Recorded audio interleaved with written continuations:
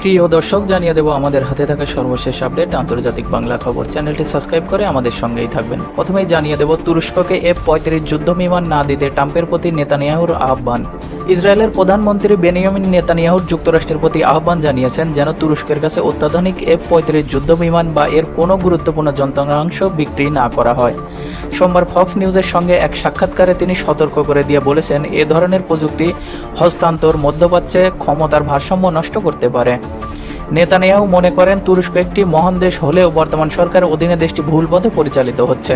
তিনি তুর্কি president Recep এরদোয়ানকে উদ্দেশ্য করে বলেন, তিনি প্রকাশ্যে ইসরায়েলকে ধ্বংস করার আহ্বান জানান এবং সাইপ্রাসের মতো অঞ্চলে একাংশ দখল করে রেখেছেন। তার মতে তুরস্ককে অত্যাধুনিক প্রযুক্তিতে সজ্জিত করা হলে তা ইসরায়েলের আকাশসীমার শ্রেষ্ঠত্ব এবং এই অঞ্চলে আমেরিকার সামরিক অবস্থানের জন্য হুমকি হয়ে দাঁড়াবে।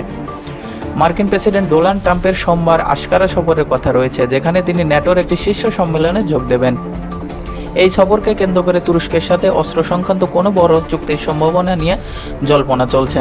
এর আগে গত মাসে ট্রাম্প ইঙ্গিত দিয়েছিলেন যে তিনি তুরস্ককে F-110 জেট ইঞ্জিন প্রদান এবং তাদের পুনরায় F-35 কর্মসূচিতে অন্তর্ভুক্ত করার বিষয়টি নিয়ে বিবেচনা করছেন। বিশ্লেষকরা মনে করছেন তুরস্ক তাদের নিজস্ব প্রযুক্তিতে তৈরি পঞ্চম প্রজন্মের স্টিল যুদ্ধবিমান ক্যান এর জন্য মার্কিন ইঞ্জিনের উপর নির্ভর করতে চায়। রাশিয়া থেকে S-400 ক্ষেপণাস্ত্র ব্যবস্থা কেনার আগে 2019 সালে তুরস্ককে F-35 কর্মসূচি থেকে বহিষ্কার করেছিল ওয়াশিংটন। সেই নিষেধাজ্ঞা কাটিয়ে উঠতে এবং নিজস্ব সামরিক সক্ষমতা বাড়াতে তুরস্ক দীর্ঘদিন ধরে নানামুখী কূটনৈতিক তৎপরতা চালিয়ে যাচ্ছে। সম্প্রতি ইরান যুদ্ধসহ বিভিন্ন ইস্যুতে মার্কিন ইসরায়েল সম্পর্কে টানাপোড়েনের খবর শোনা গেলেও নেতানিয়াহু তা অস্বীকার করেছেন।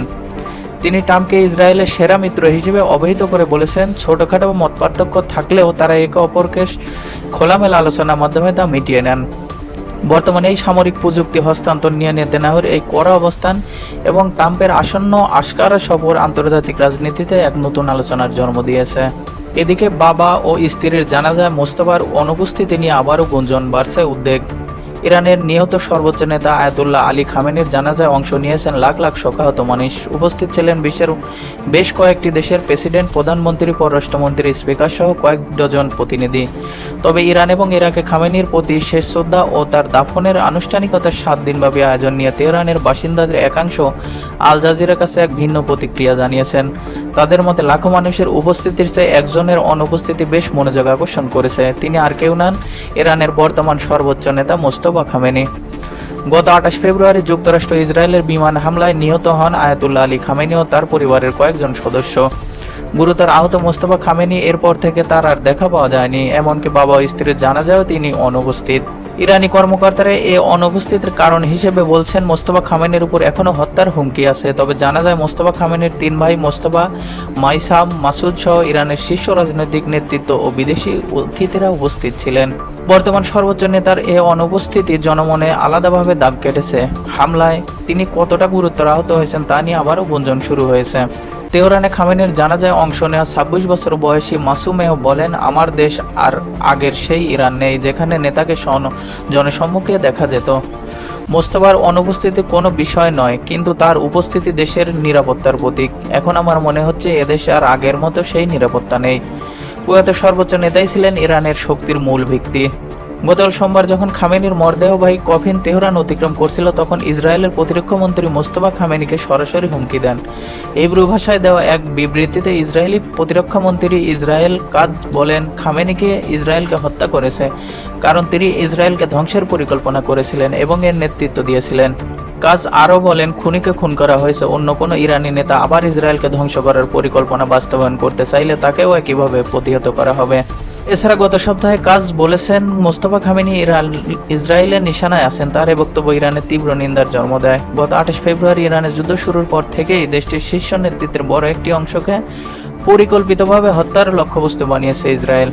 যুদ্ধে আয়াতুল্লাহ আলী খামেনির পাশাপাশি ইসরায়েলি হামলায় ইরানের তৎকালীন প্রতিরক্ষামন্ত্রী, সশস্ত্র বাহিনীর প্রধান, ইসলামী বিপ্লবী গার্ড বাহিনীর শীর্ষ কমান্ডার এবং গোয়েন্দা, সামরিক পরিকল্পনা ও পরমাণু সংশ্লিষ্ট প্রতিষ্ঠানের উচ্চপদস্থ কর্মকর্তারা নিহত বা গুরুতর আহত হয়েছেন। জানা যায় অংশ নেওয়া 35 বছর বয়সী ফায়েজে বলেন, আমি মনে করি নিরাপত্তার স্বার্থেই এখন মোস্তফা খামেনি জনসম্মুখে আসা উচিত নয়, আমাদের কিছুটা অপেক্ষা করা দরকার। নতুন নেতাকে এখনো দেখা যায়নি। এর মানে এই নয় কোনো খারাপ কিছু ঘটেছে, কারণ আমি জানি শত্রু যেখানে সাবেক নেতার প্রতি কোনো দয়া দেখায়নি, সেখানে তারা মোস্তফার প্রতিও কোনোরূপ দয়া দেখাবে না। সবশেষ জানিয়ে দেব, শান্তি আলোচনার মাঝেই ইরানকে শেষ করার হুমকি দিল ট্রাম্প। যুক্তরাষ্ট্র হয় ইরানের সঙ্গে চুক্তিতে পৌঁছাবে, না হয় তাদের কাজ শেষ করে দেবে। সোমবার ইরানকে ঠিক এভাবেই কঠোর বার্তা দিয়েছেন মার্কিন প্রেসিডেন্ট ডোনাল্ড ট্রাম্প। তিনি দাবি করেছেন আমেরিকা চাইলে কয়েক ঘন্টার মধ্যে ইরানের সব বিদ্যুৎ কেন্দ্র ও বড় বড় স্থাপনা ধ্বংস করে দিতে পারে। ইরান প্রসঙ্গে কথা বলতে গিয়ে ট্রাম্প বলেন, আমরা কোনোভাবেই না জেতার কোনো পরিকল্পনা করছি না, হয়তো আমরা চুক্তি করব, আর তা না হলে কাজ শেষ করে দেব। তবে তিনি সামরিক হামলার চেয়ে আলোচনার মাধ্যমে সমাধানই বেশি পছন্দ করেন বলে জানিয়েছেন। ট্রাম্প বলেন, আমি চুক্তি সই করতেই বেশি পছন্দ করব, কারণ আমি 9 কোটি মানুষের ক্ষতি করতে চাই না। আমরা চাইলে 1 ঘন্টার মধ্যে তাদের সব সেতু উড়িয়ে দিতে পারি, তাদের সুন্দর ও অত্যাধুনিক বিদ্যুৎ কেন্দ্রগুলো ধ্বংস করতে পারি। একসময় তাদের অনেক টাকা ছিল, কিন্তু এখন আর নেই। আমরা তাদের কোনো টাকা দেইনি। কয়েকদিন আগেই ট্রাম্প দাবি করেছিলেন আমেরিকা চাইলে এক আঘাতে ইরানের বর্তমান শীর্ষ নেতাদের শেষ করে দিতে পারে। গত 28 ফেব্রুয়ারি মার্কিন ও ইসরায়েলি বিমান হামলা ইরানের সর্বোচ্চ নেতা আয়াতুল্লাহ আলী খামেনি নিহত হন। তার জানাজায় যোগ দেওয়া নেতাদের লক্ষ্য করেই ট্রাম্প এই কথা বলেছিলেন। তবে তিনি জানান, আলোচনার পথ খোলা রাখার জন্যই আমেরিকা এমন কিছু করেননি। এদিকে ট্রাম্পের এমন কথার কড়া জবাব দিয়েছেন ইরান। আর্মেনিয়ায় থাকা ইরানি দূতাবাস বলেছে, আমেরিকা কখনোই খামেনির মৃত্যুর শোক বুঝতে পারবে না, কারণ তাদের কোনো সভ্যতা, ইতিহাস বা সম্মান নেই। তারা আরও বলেছে, মানুষকে মারা যায় কিন্তু আদর্শকে নয়। খামেনিকে মেরে আমেরিকা আসলে একটি আতরের বোতল ভেঙেছে, যার সুবাস এখন সব দিকে ছড়িয়ে পড়েছে। অন্যদিকে খামেনির মরদেহ এখন পবিত্র শহর কমে পৌঁছেছে। হেলিকপ্টারে করে মরদেহটি সেখানে নেওয়া হয়। মঙ্গলবার সেখানে জানাজা শেষে মরদেহটি ইরাকের নজফ ও কারবালায় নেওয়া হবে।